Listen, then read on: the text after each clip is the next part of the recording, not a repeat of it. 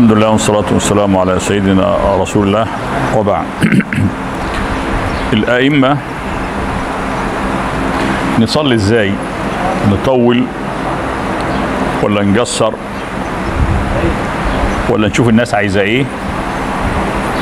وايه هو الضابط لمثل هذا الكلام؟ والحاصل بعد ما جاب كل الأقوال وكل الآراء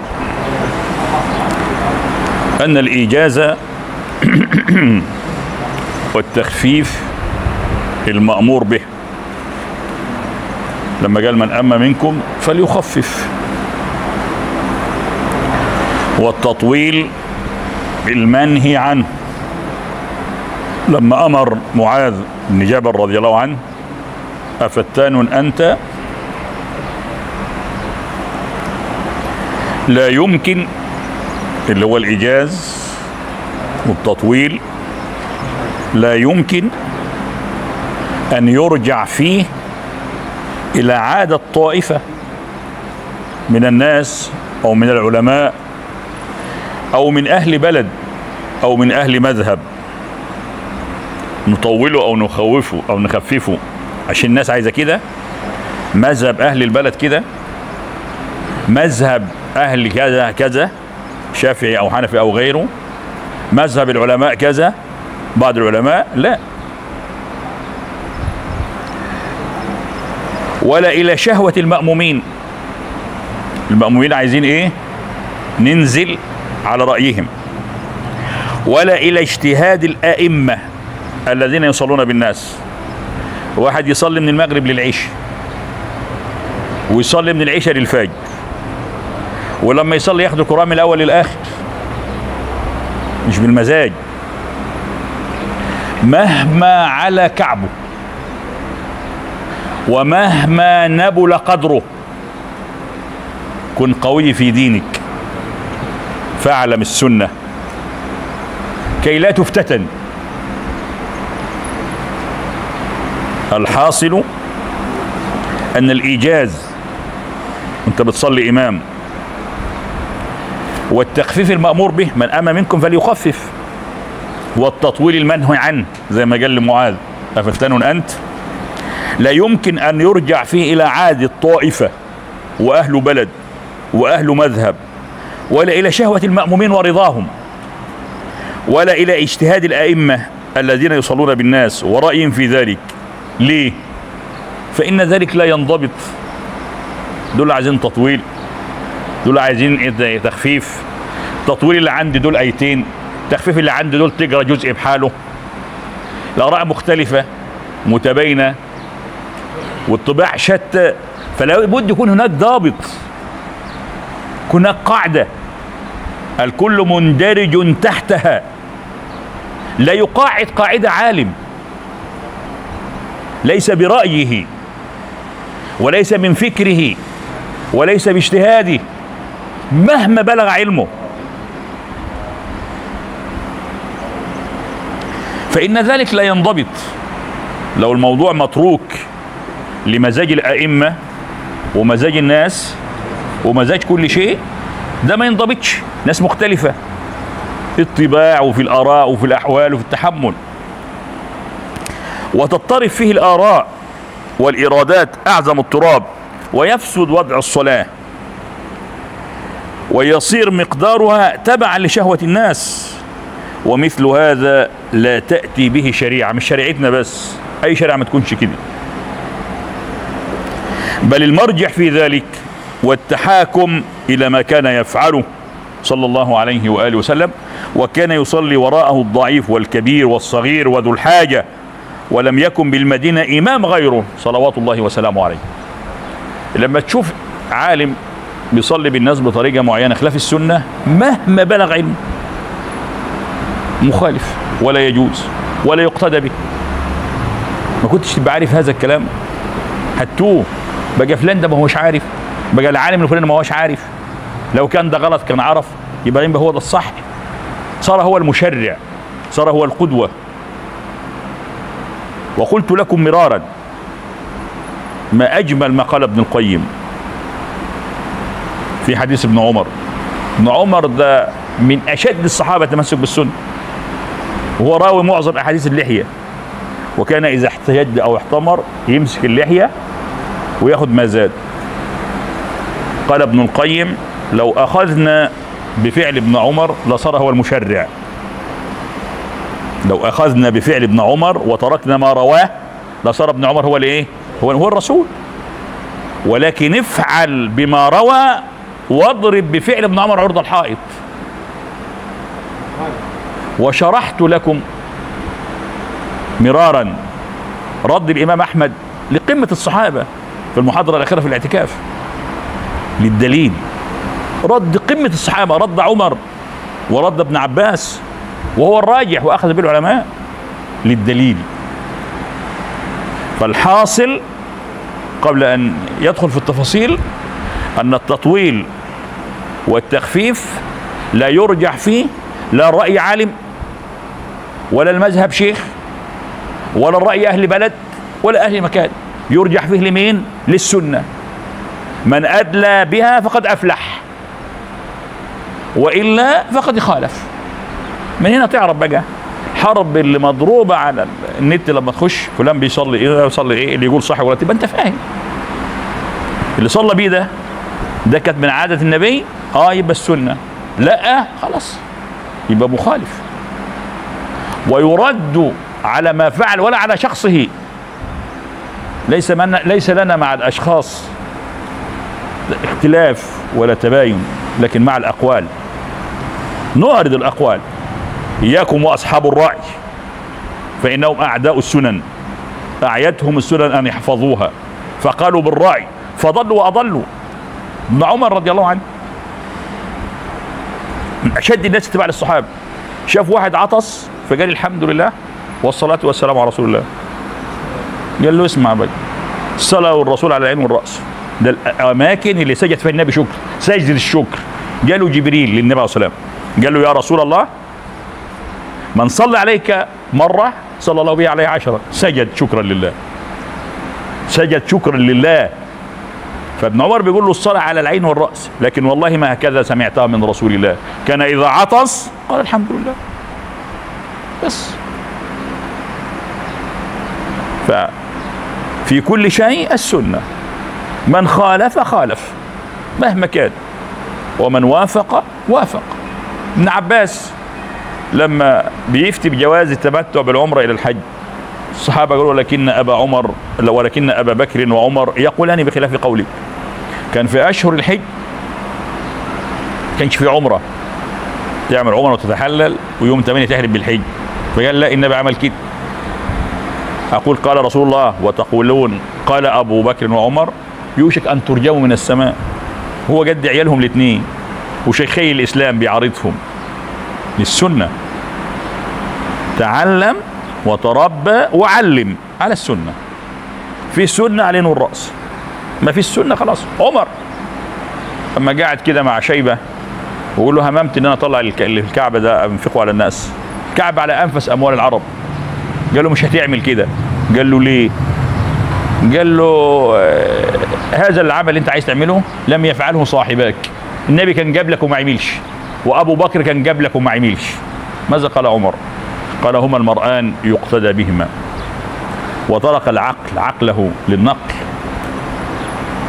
فبيتكلم الشيخ بعد ما ذكر اقوال العلماء في هذا الكلام، قال والحاصل من التخفيف والتطويل، ونصلي ازاي ونصلي بايه ونصلي بقد ايه، مش بالمزاج. لا مزاج عالم ولا مزاج امام ولا مزاج مأموم ولا مزاج الناس، لا مش بالمزاج. شوف السنة قال هذه القاعدة احفظها قبل ما هيخش بقى يقول ايه. يعني هو قال هذا القانون، هيبدأ يشرح بقى الصلاة في كل حاجة ازاي، لكن هو قال ده الاول عشان لما تشوف حاجة مخالفة خلاص تبقى عارف ان ده مخالف. يقول النبي صلى الله عليه وسلم كان يصلي وراءه الضعيف والكبير، عشان لما يحب يخفف ازاي، وذو الحاجة اللي مستعجل زي ما الراجل بتاع معاذ، ولم يكن بالمدينة إمام غيره صلوات الله وسلامه عليه. ففي صلاة الفجر كان رسول الله صلى الله عليه وآله وسلم يقرأ ما بين 60 إلى 100 في الركعتين، من 60 آية ل100 آية في الركعتين كما ثبت في الصحيحين. فكان يقرأ سورة قاف والقرآن المجيد. يبقى في الفجر تقرأ قاف كل 15 يوم مرة في الركعتين الاثنين، قاف والقرآن المجيد. لما تيجي في الركعة الأولى تيجي عند مكان يحسن البدء. وسورة الواقعة، وعلى فكرة الشيخ بيصلي بينا بالسورة دي على طول. وسورة الواقعة في الايه؟ في الركعتين، بقاف والايه؟ والواقعة. وسورة الفتح والحشر صلي بها كتير جدا الشيخ في الفجر. وسورة المؤمنين وسورة الطور وسورة الروم وسورة ياسين وسورة الصفات. أجمع العلماء زي ما قال الشيخ الإسلام ابن تيمية على سنية القراءة بطوال المفصل في صلاة الفجر. المفصل من قاف لعما يتساءلون أو للنازعات على خلاف العلماء. امسك المصحف كده وعلم الناس، صلي معلم الناس من قاف للنازعات. اختار كل يوم في الفجر صورة اللي تعجبك، صلي هذه السنة في الفجر. وهذا مقياس صلاة الفجر، ده مقياس صلاة الايه؟ كان بيطول في صلاة الايه؟ الفجر. وقرآن الفجر اللي هي الصلاة، إن قرآن الفجر كان مشهودا. طب ما قالش صلاة الفجر ليه؟ ليه قال وقرآن الفجر؟ قال العلماء لأن القرآن هو أشرف وأنبل وأعظم ركن في الصلاة، عشان قال هو إيه؟ وقرآن الفجر، إن قرآن الفجر كان إيه؟ مشهودا. يبقى في صلاة الفجر وأنت بتصلي إمام من قاف للآخر، أو هتجيب من الأول يبقى على الأقل ربع. يبقى هي السنة دي، لكن ما يعادلها لو حبيت في بعض الأحيان تجيب من الأول أو من النص يبقى تجيب ما يعادل الإيه؟ هذا الكلام، يعني على الأقل تقرأ إيه؟ تقرأ ربع. فثبت عن ابن عمر قال كان رسول الله صلى الله عليه وسلم يأمر بالتخفيف ويؤمنا بالصافات. يبقى ده أول حاجة في صلاة الفجر. طب اللي يجي في صلاة الفجر بقى كده إن شاء الله ويقرأ البقرة وآل عمران، ما نصليش وراه، ما نصليش وراه. قال لمعاذ أنت فتان، أنت فتان يا معاذ. يبقى من قاف للنازعات أو ما يعادلها. هي مش واجب تقرأ من دول، بس السنة من دول. طب أنت حافظ متمكن من الأول أو من النص ماشي، بس ما يعادل دول. شوف سورة قاف قد إيه، شوف سورة الطور قد إيه. يبقى بتجيب ما يعادلها، وما يعادلها ربع، أقل حاجة ربع.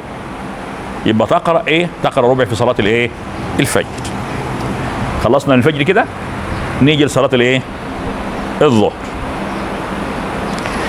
وفي صلاة الظهر كان رسول الله صلى الله عليه وسلم يقرأ في الركعتين الأوليين في كل ركعة قدر 30 آية، وفي الأخريين قدر 15 آية. يجي الناس يعرفوا الناس، هو يا عم الشيخ أقرأ في الثالثة والرابعة أو الثالثة في المغرب وأنا بصلي لوحدي أو بصلي إمام أقرأ قرآن؟ في دماغهم إن القراءة بعد الفاتحة تكون فين؟ في الأوليين فقط. لا، مستحب قراءة القرآن فين؟ بعد الفاتحة في كل الايه؟ الصلوات. بس تبقى فاهم الركعة الأولى زي ما فات في الدرس اللي فات أكبر من الركعة الثانية، إلا ما جاء الدليل في العيدين وفي الجمعة لما كان بيقرأ بالغاشية في الركعة الثانية، والغاشية أكبر ب7 آيات من إيه؟ من سورة الأعلى. يبقى على طول تخلي الركعة الأولى وأنت بتقرأ أكبر من الركعة الإيه؟ الثانية، والثالثة والرابعة على النص من الأولى والإيه؟ والثانية، إلا لو قرأت الأعلى والغاشية في العيدين أو في الجمعة يبقى هو قرأ بكده، والثانية أكبر من الإيه؟ من الأولى. يبقى المخالفة خرجت بإيه؟ بدليل. اشمعنى دي خرجت بايه؟ بدليل. زي ما يقول العزبه ديت مثلا بخيله، ويجي ياخد واحد يقول لك فلان كريم، يبقى ده خرج بايه؟ بدليل. يبقى الكل بخيل الا فلان، ليه؟ خرج بايه؟ بدليل. الجماعه اللي قالوا مسجد النبي عليه الصلاه والسلام في قبر، هو ما فيش قبر، هو ما فيش قبر في المسجد، لكن حتى لو قبر في المسجد خرج بدليل. لا تشد الرحال الا ايه؟ الى 3 ايه؟ مساجد. يبقى خرج هذا المسجد عن الايه؟ عن النهي بايه؟ بدليل. فكذلك وانت بتصلي يبقى دايما الركعه الاولى يبقى اكتر من الركعه الايه؟ الثانيه، الا لو كنا بتصلي في الجمعه او في العيدين وخدت السنه، خدت سبح اسم ربك الاعلى والغاشيه، الغاشيه في الركعه الثانيه وهي اطول من سوره الايه؟ الاعلى. كما في الصحيح مسلم وفي روايه ان قدر قيامه في الاوليين بألف لام ميم تنزيل السجده. وكان من طولها وبيقرأ في الظهر، وكان بيقرأ في الظهر اكثر من العصر، بيطول في الظهر عن العصر. كانت صلاة الظهر تقام فينطلق أحدنا إلى البقيع فيقضي حاجته ثم يأتي أهله فيتوضأ ثم يرجع إلى المسجد، ورسول الله صلى الله عليه وسلم في الركعة الأولى مما يطولها. اسمع بقى كده. وفي صلاة العصر فالغالب أنها على النصف من صلاة الظهر. يبقى خدنا حاجة تانية دلوقتي. صلاة العصر مالها؟ على نصف منين؟ من صلاة الظهر. يبقى انت امام بتصلي الظهر، قرأت في الركعة الاولى الفاتحة، وقرأت سورة قل هو الله احد وسورة الفلق وسورة الناس. ده فين؟ في الظهر. هتيجي العصر تقرأ قل هو واحد بس، او تقرأ سورتين بس معاه. بتقرأ من القرآن انت بتسمع اللي هتقراه، قرأت 5 6 آيات في صلاة الظهر، يبقى العصر تعمل ايه؟ تقرأ آيتين 2 بس بعد الفاتحة. يبقى تخلي تتعود من صلاتك سواء كنت إمام أو لوحدك منفرد، لو يعني حصل هذا الكلام لعذر، يبقى صلاة الظهر أكثر من صلاة الايه؟ العصر. يبقى تطويلك في صلاة الظهر أكثر من تطويلك في صلاة الايه؟ العصر. وفي صلاة العصر فالغالب أنها على النصف من صلاة الايه؟ الظهر. يبقى المغرب كان بيقرأ من ايه؟ من قاف لايه؟ النازعات، السورة الثانية من ايه؟ من اخر الجزء 30 او ما يعادلها. تاخد المصحف كده لو انت حافظ بفضل الله، تنجي كل يوم باستثناء يوم الجمعة تقرأ اليه الف لام السجدة وهي وهل اتى على الانسان، ومرة تسجد ومرة ما تسجدش. طب ما انتش حافظ من دول، لما تروح في اماكن تانية يبقى تقرأ قدر ايه؟ سورة من دول واقلها زي ما قلنا ايه؟ ربع. طب في صلاة المغرب بقى يلقى الناس على طول قل هو الله احد وقصر الصور، ليس من السنه، ليس من السنه. تلاقي الائمه يقول لك المغرب غريب، العكس، قصار الصور في العشاء مش في المغرب. تعلموا هذا وعلموه الناس. الناس كلها اي واحد بالمغرب يصلي بالمغرب قصر الصور، لا، قصر للعشاء مش في المغرب. اسمع كده. وفي صلاة المغرب ثبت عنه صلى الله عليه وآله وسلم أنه كان يقرأ سورة الطور وسورة محمد وسورة المرسلات وسورة الأنفال وسورة الأعراف، فكان الغالب على قراءته صلى الله عليه وسلم فيها من طوال المفصل وما يقاربه من غيرها. ما كانش بيصلي بإيه؟ زي الناس ما هي ماشية. الناس بتقول لك المغرب غريب، إنا أعطيناك الكوثر، اقلب. لا. ليس من السنة. يعني لو عملتها مرة تعبان أو صايم أو ماشي، لكن على طول زي جماعة مثلا يسألوك يا عم شيخنا قاعدين كده إيش رأيك ما نقوم نصلي ركعتين في قيام الليل بجزء كده؟ ماشي، بس مرة واحدة، ما نعملهاش تاني. طب احنا بالنهار رايحين الجنين، يلا نصلي ركعتين جماعه، ماشي مفيش مشاكل، بس ما تعملهاش عادي. النبي عمل كده لما راح مع الناس يعمل هذا الكلام. يبقى تجي في الظهر صلينا مرتين جماعه مفيش مشاكل، بالليل صلي جماعه في غير رمضان مفيش مشاكل، لكن ما تاخدهاش ايه؟ سنه. كذلك في المغرب، انت لاي سبب من الاسباب صليت بقصار الصور خلاص، لكن تبقى انت فاهم ان المغرب ما تقراش بقصار الصور، اقرأ من القرآن من غير قصار الايه؟ الصور. فما يفعله، اسمع بقى كده، كثير من الأئمة من المداومة على قراءة قصار الصور فيها خروج عن كمال هديه صلى الله عليه وآله وسلم. طب بص في جامع المسلمين النهارده، في جامع المسلمين تلاقي كله ايه؟ القصار في العشاء مش في المغرب. قصار الصور فين؟ في العشاء. وبعضهم يحتج بتلك العبارة الشائعة على الألسنة المغرب غريب، والصحيح عند أهل العلم أن وقت المغرب يمتد إلى مغيب الشفق، وفي هذا رد على القول الجديد عند الشافعية، إذ أنهم يعتبرون أن نهاية وقت المغرب غير ممتدة بل مضيقة. بعض الناس في وقت المغرب بس إيه، ساعة ما تصلي وخلاص. وقد صرح الحافظ أنه لم يرى حديثا مرفوعا فيه التنصيص على القراءة في صلاة المغرب من قصار المفصل إلا حديثا واحدا وهو معلول.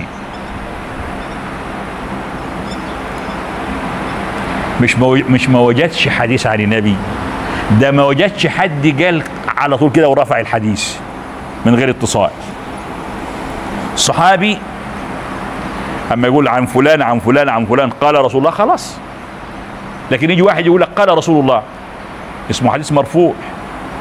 لو الصحابي اتصال السند له هو من الصحابه يبقى برضه مرفوع، السند بتاعه مش مذكور. بيقول حتى المرفوع ده مش موجود، مش متصل بالسند موجود، لا ده كمان اللي هو المرفوع ده مش موجود الا حديث واحد مرفوع وما هو الصحيح، ان ما صلاش بقصار الايه؟ الصور.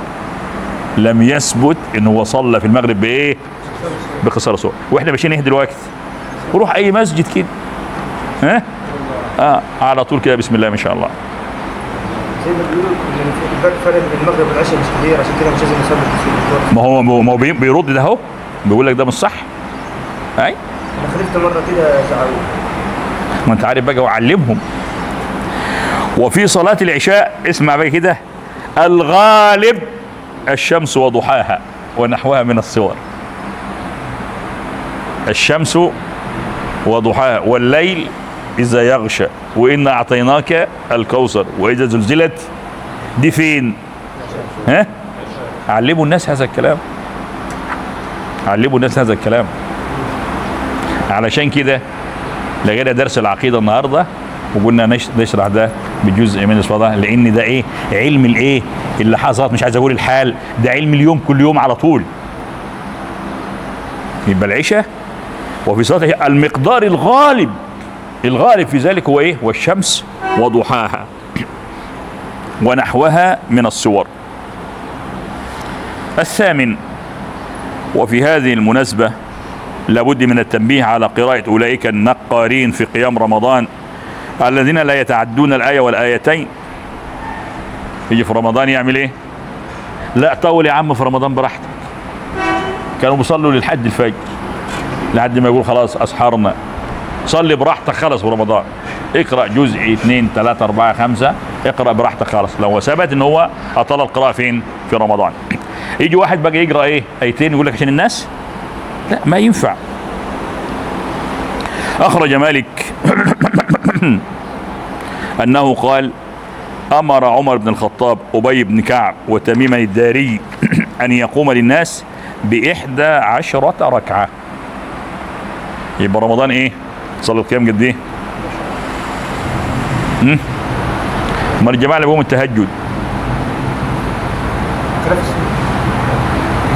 الألباني رحمه الله ألف كتاب، يا ريت اللي متصدي للدعوه يقرأوه. الكتاب ده خاص بقيام رمضان. خلاصة الكلام، هذا عمر عندك اهوت امر ب11 ركعه، كل الروايات اللي عن عمر قال ما هي الصحيحه، وقال ل11 ركعه على الاقل اكثر اجرا. فاهمين كلمه على الاقل؟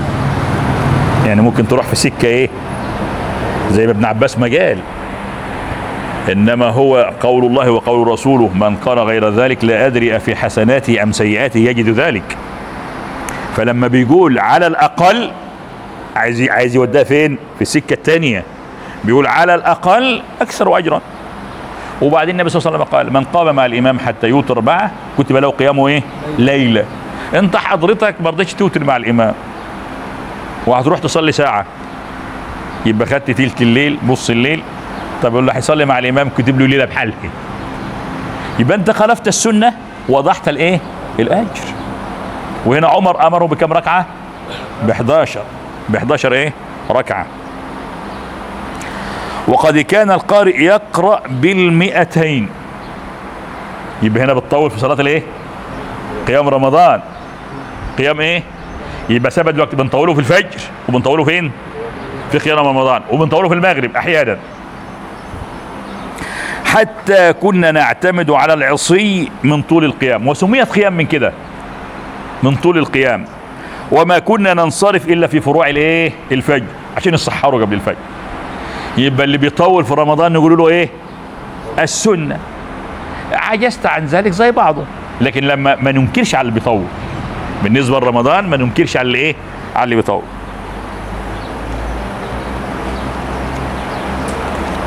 واخرج عن داود بن الحسين انه سمع الاعرج يقول ما ادركت الناس الا وهم يلعنون الكفر في رمضان، يعني بيدعم.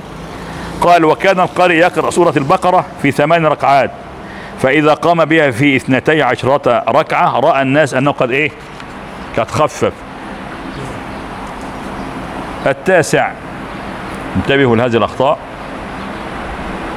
ومرنوا نفسكم عليها وعلموها غيركم تؤجرون. يصل كثير من الأئمة القراءة بتكبيرة الركوع. إنا أعطيناك الكوثر فصل لربك وانحر، الله أكبر. هذا مخالف للسنة. خلصت قراية خد نفسك وبعدين الله أكبر. لكن خلصت القراءة الله أكبر في نفس واحد خالفت الإيه؟ بص الأئمة النهاردة لسه قوم نازل. لازم تقف وتاخد، لازم تاخد نفسك. الحد انك تاخد نفسك. يبقى اللي بيصل القراءة بكلمة الله أكبر عشان يركع مخالف للإيه؟ للسنة. يصل، والشيخ يعني بشوفها كده، يصل كثير من الأئمة، ما قالش كل الإيه؟ الأئمة، القراءة اللي هي القراءة في الصلاة الإيه؟ الجهرية، أو لو أنت لوحدك وبتقرأ نفس الكلام. يعني أنت لو بتقرأ لوحدك قيام الليل وخلصت ما تقولش الله أكبر برضه، تاخد إيه؟ نفسك. يصل كثير من الأئمة القراءة بتكبيرة الركوع وهذا خلط. والصواب السكوت حتى يرجع النفس لصاحبه قبل الركوع. قال الإمام أحمد وكان النبي صلى الله عليه وآله وسلم يسكت إذا فرغ من القراءة قبل أن يركع حتى يتنفس. وأكثر الأئمة على إيه؟ على خلاف ذلك. 10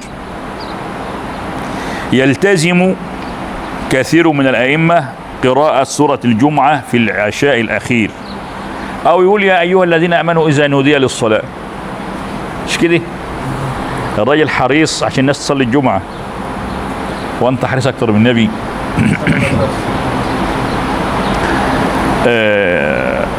بيقولوا للشيخ ابن عثيمين رحمه الله،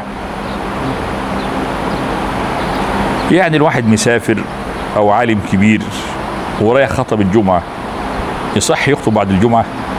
قال لا، لا قبل الجمعة ولا بعد الجمعة. شوف بقى هيقول ليه، شوف هيقول ليه.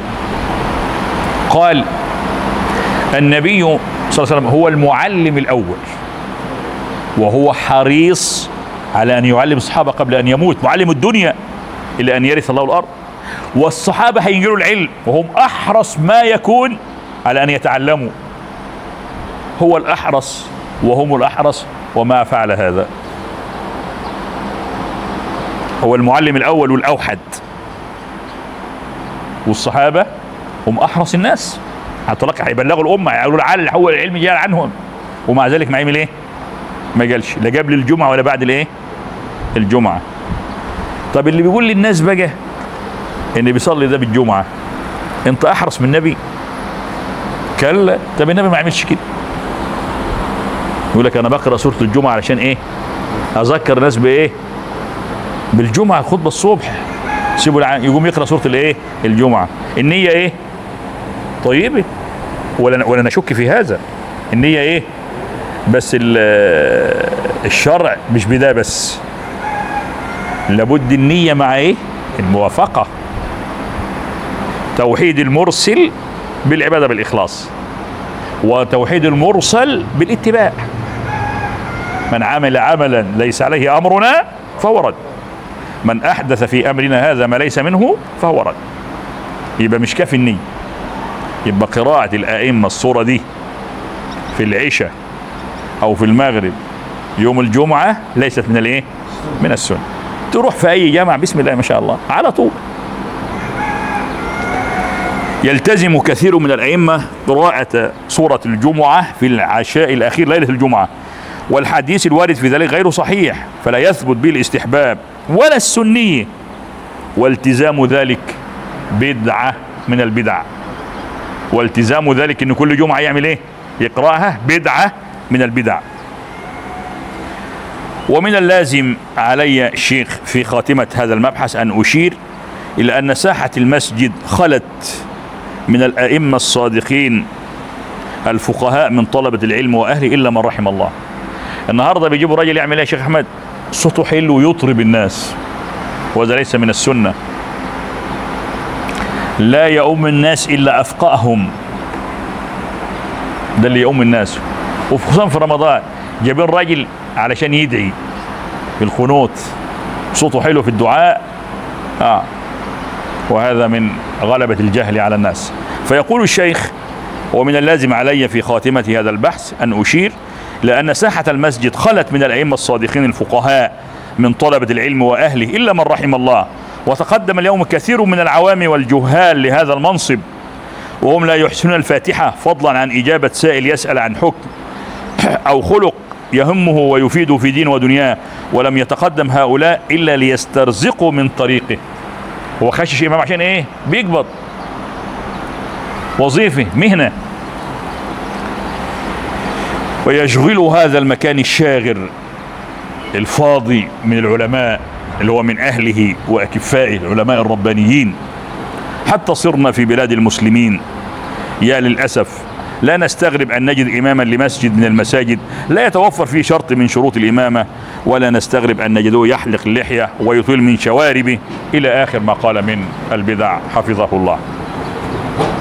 ومن الأخطاء مسابقة الإمام ومساواته بأفعال الصلاة. تعلموا الناس انك لما تعلم الناس السنة وتصلي امام وراك 100 واحد انت خدت اجر ال100. اذا علمت الناس صح وصليت بهم صح وطبقت السنة الصح، علماء يقول لك اجرهم. كل اللي يصلي وراك، تخيل بقى انت في 5 صلوات الناس تصلي وراك قد ايه؟ انت ليك اجرهم. اسمع كده، عن انس بن مالك رضي الله عنه قال: صلى بنا رسول الله صلى الله عليه وآله وسلم ذات يوم فلما قضى الصلاة أقبل علينا بوجهه فقال: أيها الناس إني إمامكم فلا تسبقوني بالركوع ولا بالسجود ولا بالقيام ولا بالانصراف. عن أبي هريرة قال: قال محمد صلى الله عليه وآله وسلم: أما يخشى الذي يرفع رأسه قبل الإمام أن يحول الله رأسه رأس حمار. وقلنا ان الوعيد يخلي الموضوع ايه؟ اذا كان امر يبقى واجب، واذا كان نهي يبقى ايه؟ حرام. قلنا من الاسباب ان نعرف الامر واجب او ان النهي حرام ترتب الايه؟ الوعيد على الفعل وعلى الايه؟ الترك. هنا بيقول اهو ترتب الوعيد اهو، يبقى المسابقة ايه؟ حرام. المسابقة حرام. وزاد البزار والطبراني: الذي يخفض ويرفع قبل الامام انما ناصيته بيد الشيطان. وعن البراء بن عازب قال: كان رسول الله صلى الله عليه وآله وسلم اذا قال سمع الله لمن حمده لم يحني احد منا ظهره حتى يقع النبي ساجدا. يفضلوا ايه؟ واقفين لحد النبي ما ايه؟ ما يسجد. ثم نخح سجودا بعده. وعن معاوية ابن أبي سفيان رفع الحديث ده قال: إني قد بدنت فلا تسبقوني بالركوع ولا بالسجود، فإني مهما أسبقكم حين أركع تدركونني حين أرفع، ومهما أسبقكم حين أسجد تدركوني حين أرفع. وسألت الشيخ عن هذا الحديث، قال: مش معنى تدركوني يعني ما بتشحقوش وأنا ساجد، قال: أنا سجدت أهو. الشيخ بيشرح لي بيقول: أنا سجدت أهو، هم لسه واقفين، فلما سجد هم سجدوا لحقوه اهو، فهو جاء. لما قام على ما هم هيقوموا عشان يلحقوه هيكونوا ايه؟ قام. الفترة اللي هم سجدوها بعد ما قام أدركوا سجوده في المقدار. تاني هو سجد وهم ايه؟ واقفين، قال 10 تسبيحات سبكهم 2، لما هم نزلوا لحقوه في الخمسة الايه؟ الأخارة، فاضل في 5، على ما قام هم وهم هيقوموا جابوا الخمسة الايه؟ التانيين، يبقى هم قالوا 10 زي ايه؟ زي ما جاء. ادي معنى الايه؟ الحديث: هكذا اخبرني شيخي. وعن سمرة بن جندب ان رسول الله صلى الله عليه وسلم قال: اذا قمتم الى الصلاة فلا تسبقوا قارئكم بالركوع والسجود ولكن هو يسبقكم. من هذه الاحاديث يتبين لنا خطأ بعضهم في حال كونه مأموما في الصلاة، إذ تكون أعماله فيها مساوية لأعمال الإمام، بل بعضهم يسبقه فيها، والمسابقة إيه؟ محرمة اتفاقا لظاهر هذه الأحاديث، إذ فيها توعد بالمسخ، يبقى طالما توعد يبقى المسابقة إيه؟ حرام للوعيد، وهو من أشد العقوبات. فإن سبقه بالإحرام أو السلام بطلت صلاة المأموم، وإن سبقه بغيرها وانتظر حتى أدركه الإمام فهو حرام يأثم فاعله وصلاته صحيحة. اسمع بقى الشارح ماذا يقول: قد تابع الصحابة النبي صلى الله عليه وآله وسلم في الركعة الخامسة حين صلى بها. مسألة الخلافية اللي يقول لك الإمام قام ل5، أقوم ل5 ولا أفضل قاعد؟ جماعة قال تفضل قاعد، لأن الإقامة لركعة زائدة عمدا بطلت الإيه؟ الصلاة. طيب هنا الحديث أهو، النبي قام لل5 وهم قاموا إيه؟ معاه، وما أنكرش إيه؟ عليهم، وما أنكرش إيه؟ عليهم، لأنه قال لهم إيه؟ إنما جعل الإمام ليؤتم إيه به، فلم إذا خالف يبقى هتخالف إيه معاه. أدي فعل نبي وفعل الصحابة. لما مات النبي عليه الصلاة والسلام واحد صلى الفجر وكان مخمورا، صلى الفجر 4 ركعات ومش يسكت، قال لهم: لو شئتم لأزيدنكم، قال لهم: ما زلنا معك في زيادة. لكن في الشاهد قاموا ايه؟ قاموا معاه. وهنا الصحابة قاموا مع مين؟ مع النبي. يبقى ثبت هذا بايه؟ بفعل الصحابة مع النبي، وثبت بفعل ايه؟ الصحابة مع بعضهم الايه؟ البعض. اسمع بقى يا سيدي، ابن حجر ذكر قصة عن اللي بيقوم قدام الإمام يحول رأسه. اسمع ماذا قال. قال ابن حجر عن بعض المحدثين، طبعا انتوا عارفين كلمة محدث يعني عالم حديث، أنه رحل إلى دمشق لأخذ الحديث عن شيخ مشهور بها. عالم حديث صغير رحل للعالم الكبير، فقرأ عليه جملة، لكنه كان يجعل بينه وبينه حجاب. يعني الشيخ الكبير بيعلم الطالب بتاعه من وراء ايه؟ حجاب. فلما طالت ملازمته له ورأى حرصه على الحديث، الشيخ الكبير لقى الشيخ الصغير حريص على الايه؟ على الحديث، وهو بيتكلمه على طول من وراء ستار ما شافش وشه، كشف له الستر، شال الايه؟ الستارة، فرأى وجهه وجه حمار. فرأى وجهه ايه؟ وجه حمار. قال له: احذر يا بني، الشيخ الكبير بيقول للشيخ الايه؟ الصغير، ان تسبق الامام، فاني لما مر بي الحديث استبعدت وقوعه فسبقت الامام فصار وجهي كما ترى. قال ابن القيم في هذا الحديث، الكلام ده مش مذكور هنا، قال هو عمل مع دي ليه؟ مع كثرة المخالفة. قال لان ده سبق عمدا ومش مصدق بالحديث، مستنكر ايه وقوعه. لكن اللي بيسبق الحديث في ايامنا الامام ما هوش في قلبه انه متعمد، او مش في دماغه ان هو ده مش هيحصل، ده مش في دماغه. لكن العالم ده عمل ايه؟ سبق الامام عامدا مستبعدا وقوع الايه؟ الوعيد. ده كلام مين؟ شيخ الاسلام ابن القيم. فصار وجهه كما ايه؟ كما ترى. وعلاجه من يسابق الامام ودواءه يعمل ايه؟ انه يعلم انه لا سبب لفعل ذلك الا طلب الاستعجال. يا عم انت اتوضيت في البيت وجيت قعدت واستنيت 10 دقائق ويمكن قد لها بساعه ومن الظهر قاعد وجاي عندي المهم يعني حاجه سبحان الله فعلا. انت قعدت قد ايه وجاي قد ايه ومفرغ قد ايه وكل يوم قد ايه؟ جت يعني على الثواني دي؟ انت مستعجل ليه؟ لا سبب لفعل ذلك الا طلب الاستعجال واستحواذ الشيطان واستحضار انه لا يسلم قبل الامام، فلا ثمر في الاستعجال بل فيه الاثم والايه؟ والعقاب. والمشاهد ان اغلب الذين يسابقون الامام من يبكرون في الحضور للمسجد. سبحان الله. الشيخ بيقول اللي بيشوف اللي بيسبقوا هم اكثر الناس اللي ايه؟ اللي جايين بدري. وسبحان الله ودي حقيقه برضه، تلاقي جاي بدري وقاعد فين؟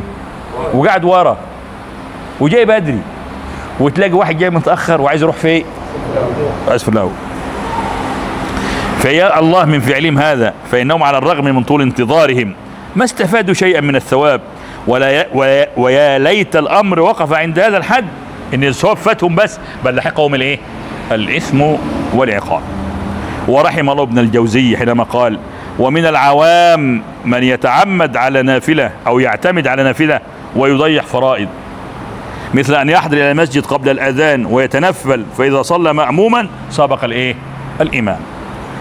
ومن اخطاء بعد الحجيج والعمار الحجر الاسود، ما يسلمش ويقوم جاري يضيع الصلاه ويروح ايه؟ قيامهم قبل تسليم الامام حتى يتمكنوا من تقبيل الحجر. قال فضيلة الشيخ محمد بن صالح العثيمين: رأيت من يقوم قبل أن يسلم من الصلاة المفروضة ليسعى بشدة إلى تقبيل الحجر فيبطل صلاته المفروضة التي هي أحد أركان الإسلام لأجل أن يفعل هذا الأمر الذي ليس بواجب ولا بمشروع بل ولا مستحب إلا إذا كان في طواف أو عمرة وأنت بتطوف. تبوس الحجر وأنت بتطوف، إنما من غير حجر ده مش مشروع حتى لو فاضي. طواف تقبيل الحجر وانت ايه؟ وانت بتطوف. الطواف سواء كان طواف واجب او سنه، لكن رايح من غير طواف وتبوس كده لا، ليس من السنه. ادي معنى كلام الايه؟ الشيخ، انه ليس بواجب ولا بسنه، الكلام ده من غير الايه؟ الطواف. وهو احد اركان الاسلام اللي هي الصلاه، لاجل ان يفعل هذا الامر الذي ليس بواجب ولا بمشروع ايضا الا اذا اقترن بالطواف. يبقى امتى مستحب بقى؟ اذا اقترن بايه؟ يعني امتى ابوس الحجر؟ لو انت بتطوف. وهذا من جهل الناس المطبق الذي يأسف الناس له. وفي المقابل هناك فريق آخر يتأخر عن الإمام حال السجود والقيام أو حال الركوع والاعتدال منه، وهؤلاء خالفوا قول الرسول: إنما جعل الإمام ليؤتم به، فإذا ركع فاركعوا وإذا رفع فارفعوا. خد بالك في 3 حاجات غلط. الحرام انك تسبقه، والاثنين المكروهين انك تساويه او تتاخر. لا تسبق ولا تتاخر ولا تساوي. امال اعمل ايه؟ ساعه ما يقول الله اكبر ويبدا يبقى تبدا وراه، سمع حمدا يبقى تبدا وراه. لا، جماعه ايه معاه، او جماعه يستنوا لما يخلص خالص وبعدين هم ايه؟ ينزلوا، تلاقيهم متخلفين على طول كده على طول قراءه. ما ينفع. ال3 غلط، بس في واحده فيهم حرام انك تسبقه، دي حرام. الاثنين التانيين غلط، انك تبقى معاه على طول لا، او تتاخر التاخر الايه؟ الطويل، هذا لا يجوز برضه. لكن هو لما يبدا يشرع بالركن انت كمان تبدا ايه؟ تبقى يبقى انت بتدركوا هذا الكلام بقى. فمقتضى الحديث ان ركوع الامام، ركوع المأموم يكون بعد ركوع الامام، اما بعد اتمام انحنائه واما ان يسبقه الامام باوله. يعني هو اول ما بدأه سبقك بالاول اهو، يبقى انت ايه؟ تشرع وراه. فيشرع فيه بعد ان يشرع، وده السنه. تشرع في الركن بعد ان يشرع، مش تستناه لما يخلص ولا تشرع معاه ولا تتأخر عنه. الثلاثة غلط. هو شرع تقول انت كم تعمل ايه؟ تبقى وراه، تشرع وراه. العبرة بالفعل ولا بالقول يا سيدي؟ نعم؟ العبرة بالفعل ولا بالقول؟ بالنسبة لمين؟ المأموم، بالنسبة للإمام والمأموم. يعني في أئمة بتصلوا وراهم ما يقولش الله أكبر إلا ما تمكن من السجود. ده هذا خطأ. على مين؟ على الإمام. أنا كمأموم. برضه ما تقولش لما يقول الله أكبر. يعني العبرة انا بحسب بتقول لك على حديث النبي عليه الصلاه والسلام الموضوع للعلماء، لكن انت كان في دماغي بالنسبه للنبي. لا، اما بالنسبه للامام هو اخطا. المفروض كل الركن فيه ذكر. لما انا مش هقول انا ساجد يبقى الذكر ده ما قلتوش صلاه خارج، وقلت ذكره في غير محله اللي هو انا ساجد، ما ينفعش. يبقى تعمير الاركان بالاذكار ساعة ما تشرع الله أكبر على طول تبقى هذا الكلام. قبل ما هتبدأ بالشروع يبقى معاه الله إيه؟ الله أكبر معاه. أما إن هو يستنى لما ينزل للأسف هذا الكلام. وبعدين يقول إيه بقى؟ يقول لك أنا بعمل كده عشان الناس ما تسبقنيش. أنا بعمل كده. مر بينا أهو إن الصحابة كانوا يفضلوا واقفين ما يسجدوش إلا لما النبي إيه؟ يسجد. وعلى هذا يبقى على هذا الحال يلاحق الإمام ملاحقة، فلا هو مطمئن في صلاته ولا يدري ما يقول فيها ويتخوف عليها من النقصان أو البطلان. وعلى الأئمة أن يتقوا الله في صلاتهم وصلاة الناس فإنهم ضامنون، فعليهم بالطمأنينة والتؤدة وعدم العجلة، والله الهادي إلى سواء السبيل. اسمع بقى يا سيدي كده حديث عائشة في الصحيح البخاري عن أنس وفي زيادة فإذا كبر فكبروا، ومعناها أن تنتظروا الإمام حتى يكبر. ماشي يا مولانا؟ تنتظر الإمام حتى إيه؟ يكبر ويفرغ من تكبيره وينقطع صوته ثم تكبرون إيه بعده. والناس يغلطون في هذه الأحاديث ويجعلونها مع ما عليه عامتهم من الإسخاف بالصلاة والاستهانة بها، فساعة يأخذ الإمام في التكبير يأخذون معه في التكبير، وهذا خطأ لا ينبغي لهم أن يأخذوا، يعني ما يسووهوش، ولكن يفرغ من تكبيره وينقطع صوته. والإمام لا يكون مكبرا حتى يقول الله أكبر. يعني الامام بيقول لك اذا كبر فكبروا، يبقى انت ما تكبرش الا لما يقول الله اكبر، لان لو قال الله يبقى ما كبرش، فقال اذا كبر فايه؟ طب هو امتى يبقى مكبر؟ لما يقول الله اكبر ينتهي منه. يبقى لو قال الله وانت جيت بتكبر يبقى انت ما استنيتوش لما ايه؟ لما كبر، لانه ما كبرش الا لما يقول الكلمه ايه؟ على بعضها. وينقطع صوته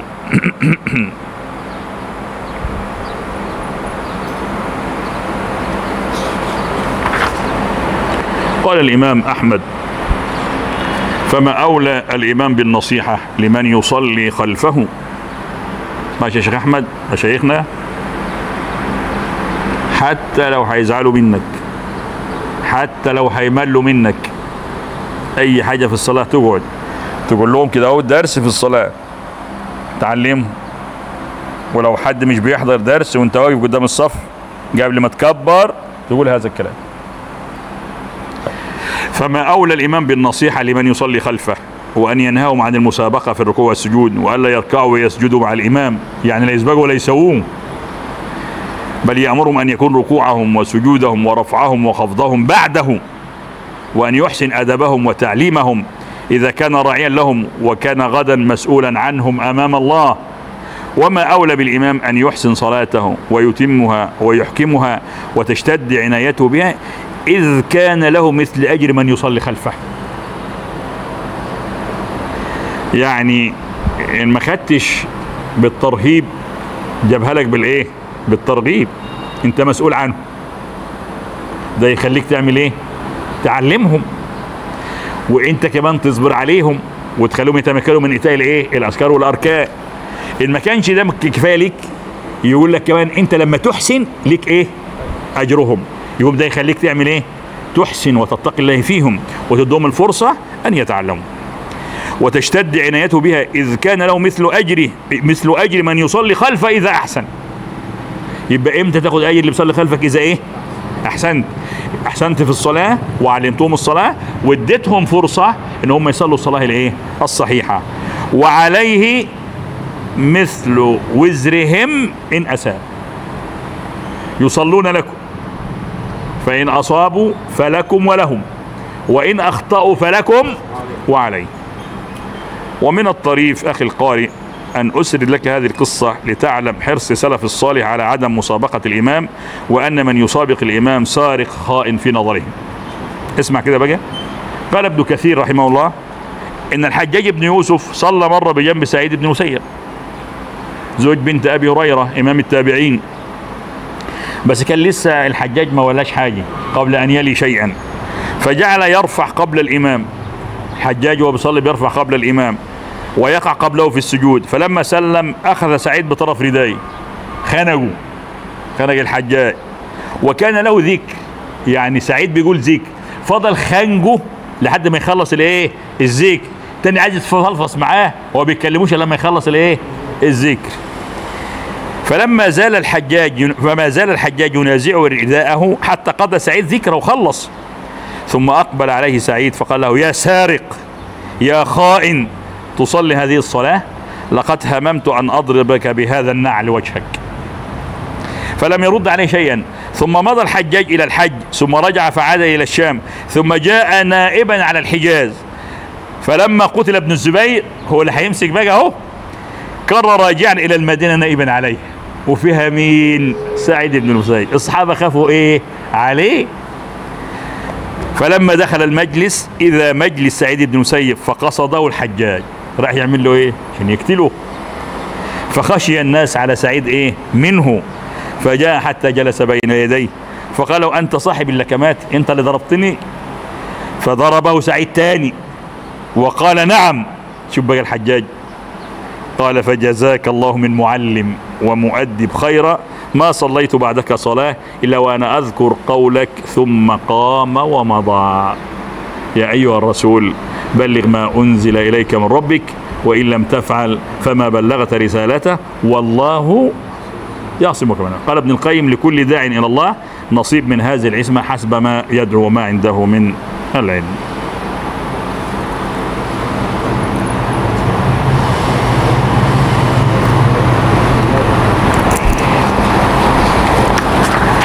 ومن أخطاء المسبوقين في الصلاة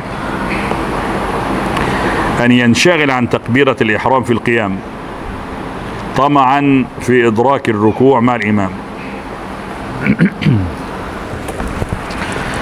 كلمة الله أكبر، الكلمة من قيام في الفريضة ركوع، إن حرف الراء جه من غير الوضع قائما بطلت الصلاة بالإجماع. هو بيلاقي الناس ركعة فبيعمل ايه؟ الله أكبر، هو بطلت الصلاة، مش بطلت الركعة، لأن تكبيرة الإحرام لو بطلت الايه؟ الصلاة. يبقى لازم هو واقف يعمل ايه؟ الله أكبر، وبعدين هم راكعين يقول الله أكبر ثانية تكبيرة الانتقال وينتقل للصلاة. لو قال الله أكبر بس وراح راكع معاهم الصلاة صحيحة لأن ترك واجبا، لكن لو قال الله أكبر هو بيوطي بطلت الصلاة بالايه؟ بالإجماع، لم تنعقد الايه؟ الصلاة. بفهموا الناس هذا الكلام. يوم لقوا الناس راكعين يبقى هو واقف يقول ايه؟ الله أكبر، وبعدين يخش في الايه؟ في الصلاة. أن ينشغل عن تكبيرة الإحرام في القيام طمعا في إدراك الركوع مع الإمام لكي يلحق الركعة فيأتي بالتكبيرة وهو نازل للركوع، وهذا مناف لقوله صلى الله عليه وسلم: إذا قمت للصلاة فكبر. قال النووي: يجب أن يكبر للإحرام قائما حيث يجب القيام، لأن لو مريض يبقى ايه؟ مش واجب القيام، يكبر هو قاعد. وكذا المأموم الذي يدرك الإمام راكعا يجب أن تقع تكبيرة الإحرام بجميع حروفها في حال قيامه، فإن أتى بحرف منها في غير حال القيام لم تنعقد صلاته فرضا بلا خلاف. بص في أحوال المسلمين النهاردة ولما تلاقوهم راكعين كله ايه؟ يبقى حرف الراء بس وانت موطي بطلت الايه؟ مش بطلت الركعة، بطلت الصلاة، لأن تكبيرة الإحرام ركن للصلاة، وإذا لم تصح تكبيرة الإحرام لم تصح الايه؟ الصلاة. وقلنا احنا بنخش للصلاة بفرضين وسنة. الفرض الأول النية، الفرض الثانية كلمة الله أكبر، السنة رفع الايه؟ رفع الإيد. فلما تقول الله أكبر من غير الوضع قائما بطلت الايه؟ الصلاة. وفي انعقادها نفلا خلاف، والراجح ان هي ما بتنعقدش برضه. يبقى أجمع العلماء ان كلمة الله أكبر لو في حرف دي من غير الوضع قيام، حين يجب القيام انك تبقى سليم، لان ممكن واحد ما يقدرش يصلي هو ايه؟ هو جاي تعبان، يبقى هنا ايه؟ يبقى هو قاعد وهو نايم حسب حاله. اما السليم ادي معنى حيث يجب القيام، لو الحرف في الراه جه من غير وضع قائما بطلت الايه؟ الصلاه. قال ابن قدامه: وعلى المسبوق ان ياتي بالتكبيره منتصبا وهو واقف، فان اتي بها بعد ان انتهى في الانحناء الى قدر الركوع او بعدها لم يجزئه. لم يجزئه يعني ايه؟ بطلت الايه؟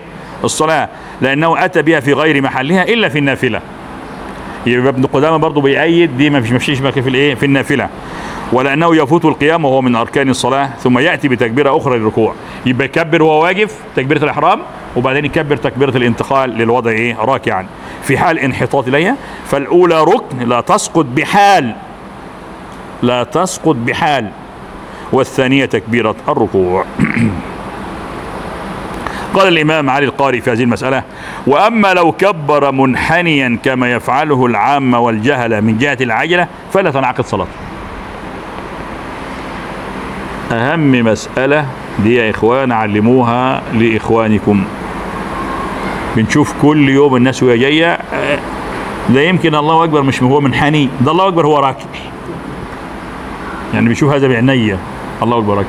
اسحبه تقول له صلي تاني، مش قول له عيد الركعه، قول له صلي تاني. فرق لما تسيب ركعه، لما تسيب ركوع او سجود تجيب ركعه، لكن هنا في تكبيره الاحرام تعيد الصلاه من تاني. لم تنعقد صلاته اذ القيام شرط في تكبيره الاحرام للقادر عليه.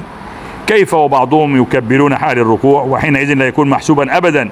نعم، ان كبر تكبيره التحريم قائما ثم كبر تكبيره ركوع في الركوع او تركها صحت الصلاه مع الكراهه. يعني لو ساب التكبيره الواجبه الثانيه الصلاه ايه؟ صحيحه، ترك واجبا. والنقول في هذه المسائل مشهوره وفي كتب المذهب مسطوره، وانما اردنا تنبيه الغافلين ولو كان بزعمهم من العلماء العالمين او المشايخ الكاملين. وسئل الشيخ ابن باز: اذا حضر المأموم الى الصلاه والامام راكع هل يكبر تكبيره الافتتاح او يكبر ويركع؟ فاجاب: الاولى والاحوط ان يكبر تكبيرتين، تكبيره الاحرام اللي هي ركن والتكبيره اللي هي الواجبه. تكبيره الاحرام ركن ولا بد ان ياتي بها وهو قائم، شوف العلماء كلهم وهو قائم. والثانيه تكبيره الاحرام ياتي بها حين هويه الى الايه؟ الركوع. نعم، هذا والحمد لله رب العالمين، وصلى الله وسلم وبارك على سيدنا